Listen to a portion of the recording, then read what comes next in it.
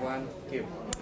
Well, the Nifty index fell just 5 points short of hitting its all-time high of 10,138 at its highest intraday point of the day. So if you look at the Nifty chart today, after opening on a weak note, we actually saw the index inch higher by as much as 36 points, and it gave up all those gains by the end of the session to end marginally lower, but yet above that 10,000 mark. So despite all the talks of frothy valuations, Indian benchmark indices continue to see strength. Now on that note, let's bring in our guest Nipun Mehta, the founder and CEO at Blue Ocean Capital. Good afternoon, Nipun. After that 400 points drop that we had seen in the first 10-11 days of August, where the Nifty actually dropped to the levels of 9,700, it quickly recouped all those 400 points to cross 10,100 again. Should this really make bears rethink their strategy? Well, of course, one has seen virtually unidirectional rally. One has seen a fair amount of liquidity contributing to it. One has seen a fair amount of global cues which have been positive, which have been acting as tailwinds, and which has ensured that the upward momentum in the market continues. You've seen commodity prices being at an all-time high, which has ensured that a lot of the commodity companies are likely to be showing further improved profitability and top-line growth, which we've really seen for last few quarters. That's something that could continue. So there have been tailwinds that have come about. There's been a fair amount of domestic liquidity in terms of inflows into mutual funds, which has again contributed in terms of support when the markets fell. Having said that, I think valuations do remain a concern. When you look at the kind of mixed corporate earnings that we've seen for the June quarter, again, when you look at the September quarter, there are only specific sectors which are expected to be doing well. You might not see a sudden turnaround. So when you also look at the GDP figures that came up a few days back, clearly what's showing up is that growth isn't happening to the extent of what the markets are indicating, or to the extent of the kind of liquidity flow that is there. Neither is private sector capex happening, nor is the credit growth happening. So there are concerns all around. Valuations, to a degree, remain a concern.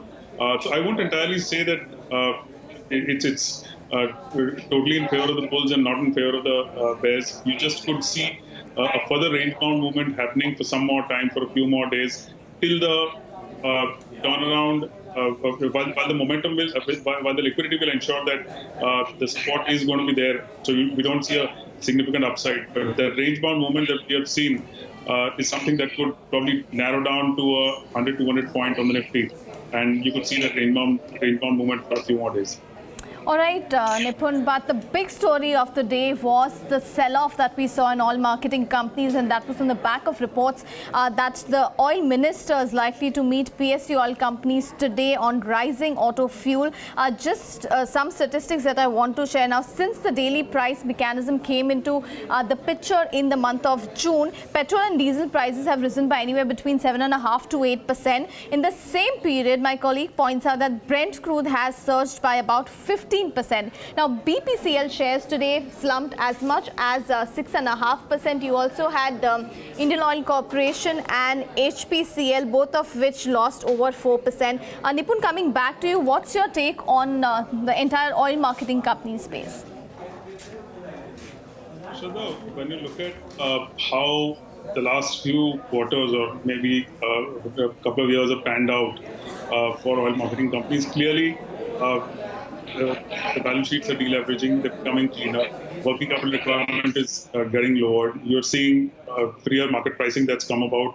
The profitability is significantly higher. You're seeing expansion being announced by quite a few public sector oil marketing companies. So there is that positive sort of improvement, so to say, on the outlook as far as oil marketing companies is concerned. The GRMs have improved for various reasons, but when you look at developments in US and stuff like that. So clearly the GRMs have improved, Singapore GMs particularly. So there is that positive outlook that is there. Yes, there is that short-term limited data that is there, that statistic which shows that there has been a sharp rise as far as the prices of petrol and diesel is concerned, and there is that concern that the government might ask them to reduce their margins. Our sense is probably even more than that. The government needs to take a look at what's the kind of excise contribution that has significantly increased in the pricing over the last few months or so, and that needs to be cut down. But very clearly, it also shows that the government is not willing. If the government is not willing to cut down on the excise, which very clearly shows the stretch that is there as far as the fiscal deficit is concerned, the government wants increasingly more contribution coming in from the excise duty on petroleum products, which is probably a negative in terms of the indication as far as the fisc is concerned. But I think very clearly, if the margins, if the oil marketing companies are asked to reduce their margins, it could have a temporary impact on overall profitability, and that's what really you've seen today in terms of the downward pressure that is there.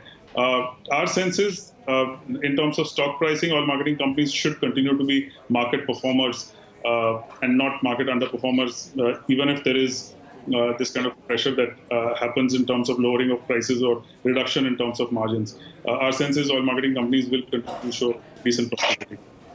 One of the other spaces that was really performing well, not only today, but has been in the past few days, is the power space. So stocks like Tata Power and JSW Energy have seen a surge of more than 10% in the last few days. Nipun, my question to you on power stocks, what does one do with them right now? Is it a good opportunity to buy, or would you avoid it? Well, Jayesh, one would want to look at their actual performance, both in terms of top-line growth and profitability, and in terms of margins, and or in terms of sustaining of this upward movement on the stock pricing, before one takes a decision. You've seen this space, at least the power generation space, being an underperformer to an extent. Stocks like, as an example, Tata Power, which have been too range-bound for several years now. Clearly, there is that cap that is there on the extent of profits that they can make. So, unless there is that change that happens in terms of how much they can grow, or what kind of profitability can come about as far as the power generation space is concerned, our sense is there would be a limited upside that could be there on particularly this power generation space. There is the transmission and distribution, which has been showing a lot more traction. One would probably want to look at that vertical within the power space as opposed to the power generation space. Nipun, any names in that transmission segment that you were mentioning? Like, avoid names that are turnaround.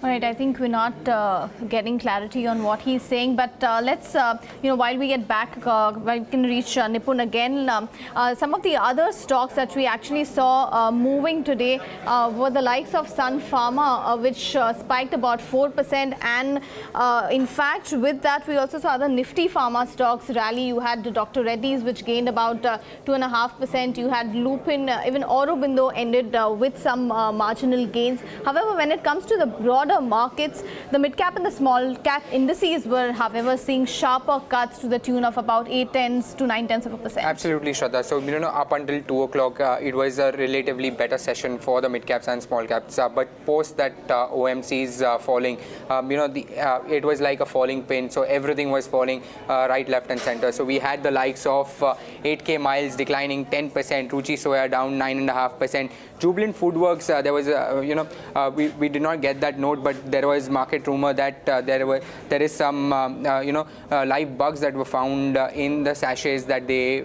produce. So on account of that, down about 7% BPCL, Shraddha spoke about, Himmat Singha Seed down more than 5%. Amongst the winners, we had the likes of Ratan India Power. This is what I believe Nipun was also talking about that the other ancillary plays of power segment, they have seen a lot of traction, followed by Asahi India Glass up more than 6%, Kaplan Point gaining more than 5%, so did Reliance Defence, SML Isuzu and Indian Overseas Bank gain more than 5% each. Well, Nipun, if you can hear us, Nipun, am I audible to you? Do you want me to try something? Okay, no. So, Nipun, I just wanted your stance or opinion on Jubilant Foodworks, if that's a stock you track. Do you track Jubilant Foodworks? Well, we don't, and I'd like to avoid talking on individual stocks. Okay. Right. But no, within that space, I think, I think that while an individual stock, because of developments, can have an intraday movement, our sense is that space is something which will continue to grow. Nipun, any of the telecom stocks that you currently like? We saw huge block deals in Idea Cellular today. The stock was up more than 5% and has been range bound for the past few days, but seems to have broken out today. Anything that you like in the telecom space? Not really. I think we've been underweight in telecom for some time.